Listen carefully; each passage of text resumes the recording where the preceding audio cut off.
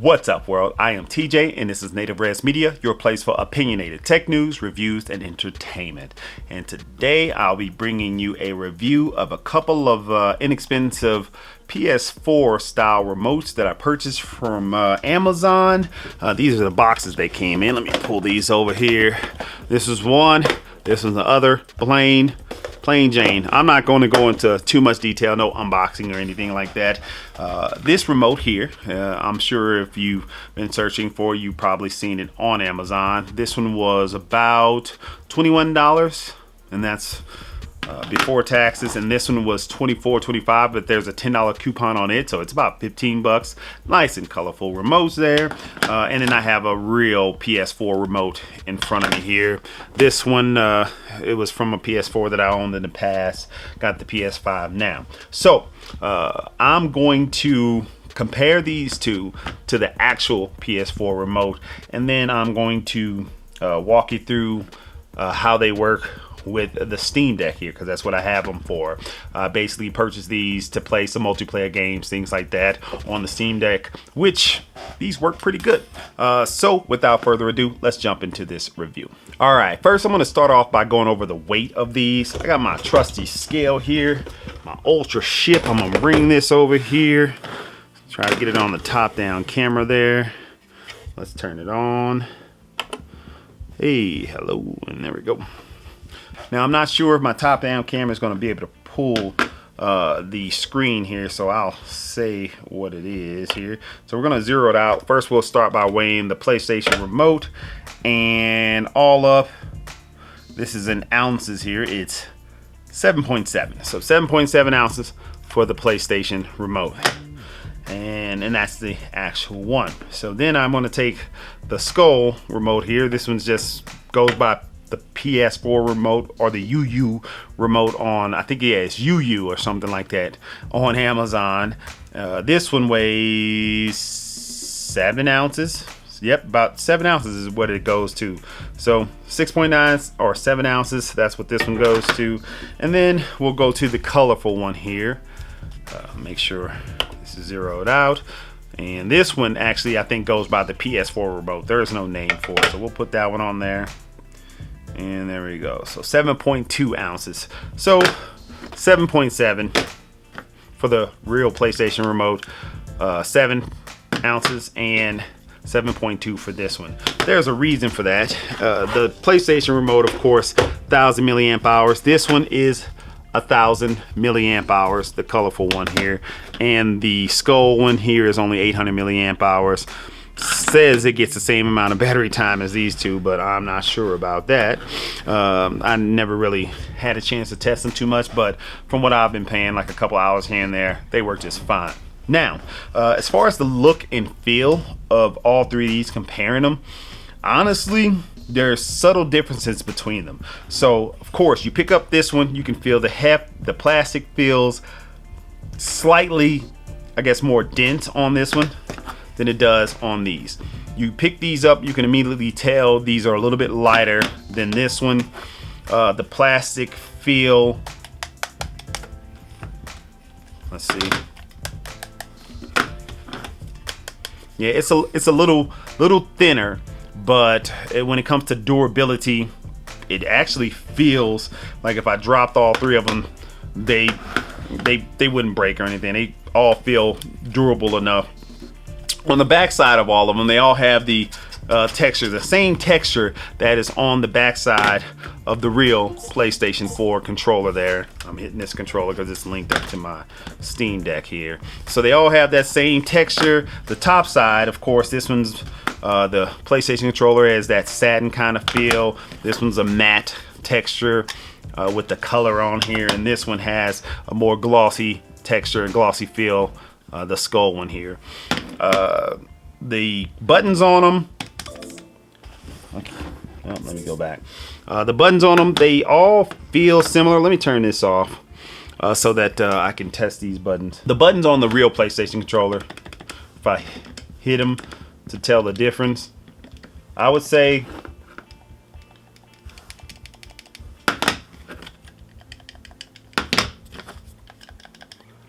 I'd say the Skull in here feels more like the original It feels the best when it comes to the X, square, triangle, circle button. The D-pads.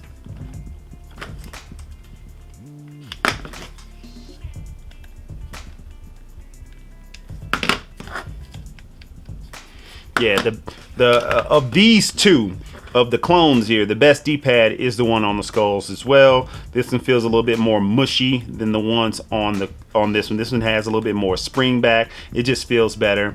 Same as the analog sticks. This matches up with the PlayStation's analog sticks a little bit better. These analog sticks have the same texture, same rubber, same spring back that the real analog sticks. They even, yeah, they sound very similar. This one has a little bit different texture. It's more, I guess, dimpled. Still feels good. They're a little bit bigger, a little bit more grip, but when it comes to the analog sticks, I don't know. I prefer the original's grips a little bit better. I don't know. So the skull one wins out on that one. They all have tactile touch pads. All of the touch pads work. As far as look and feel, I mean, honestly, you, by looking at them, would not be able to tell the difference between any of these touch pads. The clickiness is the same or just as similar to the original PlayStation DualShock controller here. The triggers,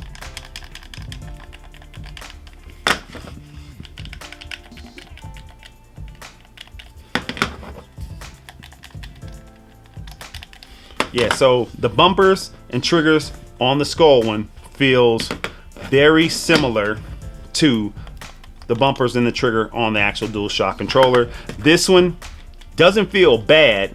They're a little bit more mushy, but the outer rim on this controller, you can actually feel this. It's a little bit more sharp than the outer rim on this set and the actual DualShock controller. So when it comes to hitting these bumpers at the top, you can actually feel the outer rim that's surrounding the bumper.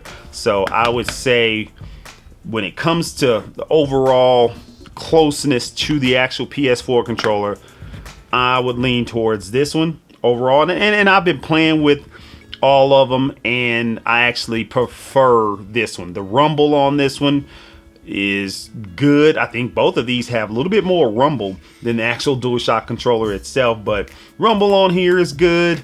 The audio coming from the headset or headphone area, it all works. Sounds decent. I don't use it much. I just Bluetooth if I'm going to be on the Steam Deck, or just use the Steam Deck speakers themselves. And you can see on the bottom here, the actual light bar is the same shape on the skull controller. On the colorful one here, it's more of an oval.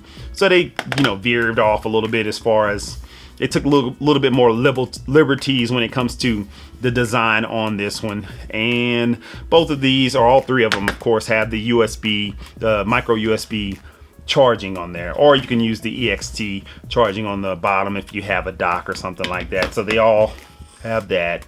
And what else here? The PlayStation button, which is the home button on Steam, they all have that as well. This one just has a triangle. It didn't have any kind of symbols on it. The one here that has the skull on it, it's got P4 on it, so PlayStation 4. And then of course you got your PlayStation one there. They all do the same thing. Every button works exactly the same.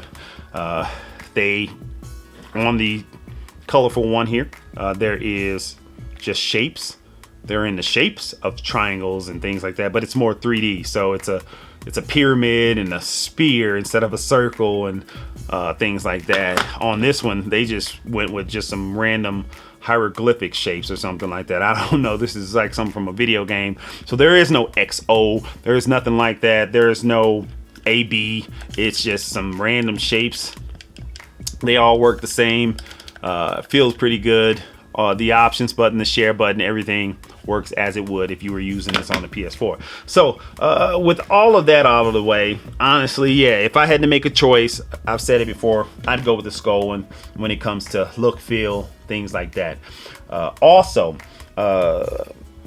controlling on the Steam Deck itself when it comes to the touchpad, and I'll touch on that here in a second. So first, I'm just going to go through getting them paired. So these have already been paired with my Steam Deck. So right now it's fairly simple. All I have to do is on the controller here, just press the P4 button, which is the PlayStation 4 button. It's going to glow. Since this is already in Bluetooth mode, it just stays in Bluetooth mode on my Steam Deck. It pairs up. This turns like a ocean blue there, and that's it. It's paired. So if I were to come over to my Steam Deck here, or let me dim this a little bit here so you can see. Should be able to see. I can skip through using the bumpers, go to all games, installed, favorites, things like that, collections, non-Steam games. I can pull up hit my P4 button, pull up my menu, go to settings, things like that. And that's what I'm going to do. I'm going to go into the settings and I'm going to show you what it looks like when you're pairing these. So I'm on Bluetooth, and if you see, I have a lot of wireless controllers that I've hooked up to this. And right now, when you go into Bluetooth, it's searching for devices because it's always searching.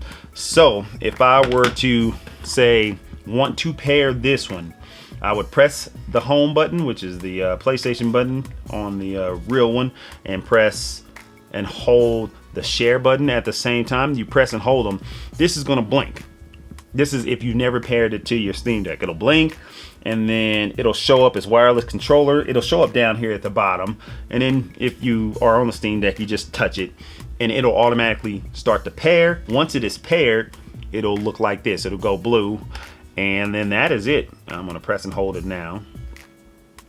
So this one went red first to show that it's in a certain order. This one does do that. I don't think this one will do it if I were to pair this one second. I don't know if it changes color, but I can test that theory out here. So it's paired, as you can see. Let me turn this one off and see if I pair it second. Will it show a different color? So I'm press and hold the home button. It automatically turns it off. Press and hold it. I mean, just press it. It turns on. It's in pairing mode. You can see it blinking there. So it has stopped blinking. So that means it's found something. It's pairing. Boom, and it's paired. That's it. So simple as that. They both should be working, and as you see, they both just show wireless controller, and then the buttons on the actual Steam Deck itself, they change. So it goes into it knows that there's a PlayStation controller hooked up. I don't know if you can see it on the video here, but down at the bottom, instead of menu, it just says press your PlayStation or button here, and then it brings up the menu there. And then if you look over there, X and O for the PlayStation symbols there. If I press X and O, that's what it does. So all the actual symbols throughout the games and things like that, they will change to be in concert with the actual PlayStation controllers. The boxes, they're simple. That's why I didn't go through the boxes on these.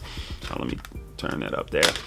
Just this one was with the skull one, just a blue box, and there was just a plain white box for the colored one there.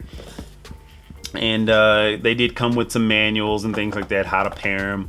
And that's pretty much it when it comes to the boxes. I'm gonna stick that off to the side there, and then I'll jump into a game real quick, which Dirt 5 is up here in front of me. So I'm gonna use, let's see, I'll use this controller, get into Dirt 5, so you can see that the controller does work. Let's dim that light there.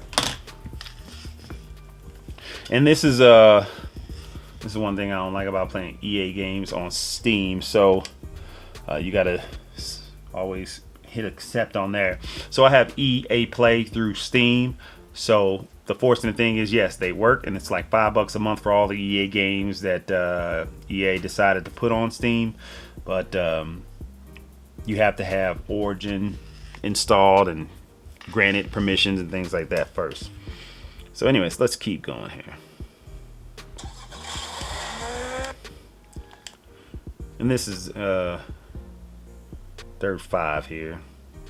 Oh, and then I have a skin for my Steam Deck here, and I'll be going over that in a separate video, all some of my accessories and what I think about this so far. Well, let's keep going. Alright, so we're gonna click on that. Alright, rookie, you got a main event coming up. Okay, we know. Let's hit career. Let's just get into a race real quick. Go back. Yeah. I don't know which one I want to do. It don't matter. Alright, so I'll just pick that one. So right now, I'm at, 51 frames here. I just pick a car. There it is at 60. This is a 1080p monitor. I don't think this is an outputting at 800p. It is outputting at 1080p to this monitor here. So we shall see what it'll do with Dirt 5.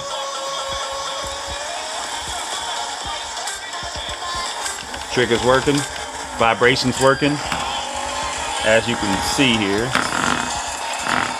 And let me keep going. I can't see. Let me get around here.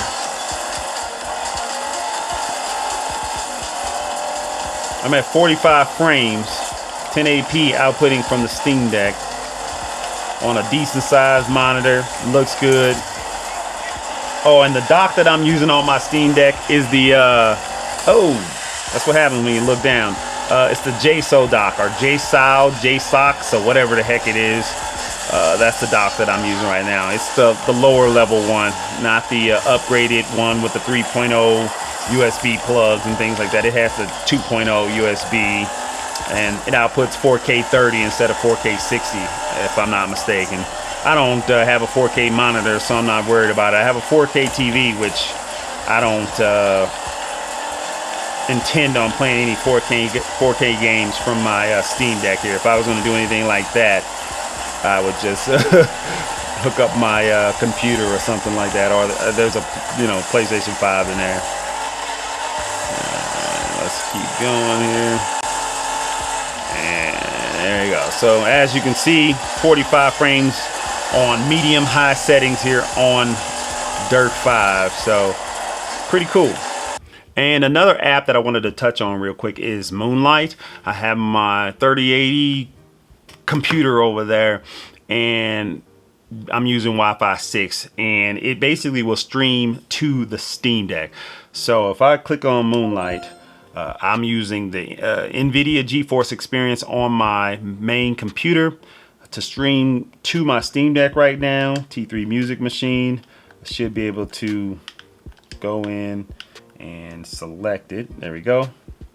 So my cursor, I'm going to, let's just pick a game here. Go down to something that I want to stream. Let's see, World War Z, Watch Our Legion, State of Decay, 2 Point Hospital, Shredders, Spider-Man, Orcs Must Die 3, Gotham Knights. So say if I'm in there on my main 4K TV and I want to play some Gotham Knights, I hear my computer over there spinning up, so it should be popping up. There we go. And if I don't know if you can see it from the camera there, but the monitor, you can see my mouse moving around. But that's pretty much it. And you can see it automatic. I'm using this controller, so it detects controls through the Steam Deck to my computer over there, and that is it. So I can continue. I can go new game. Let me see. Do I want to go new game or continue? My son was playing, and I'm not sure, but I think he reset my game. So I'm not sure if you can load up other saves, but I've been paying for a few hours, and I think he went in and just erased my save. I don't know. I'm gonna find out here. So anyways, it's loading up, and honestly, there is no delay. This is coming from here to the Steam Deck, going to my computer. Hit A. Harley's pretending this is a game, but she sent me here for a reason. Come on, Harles. What did you want me to find?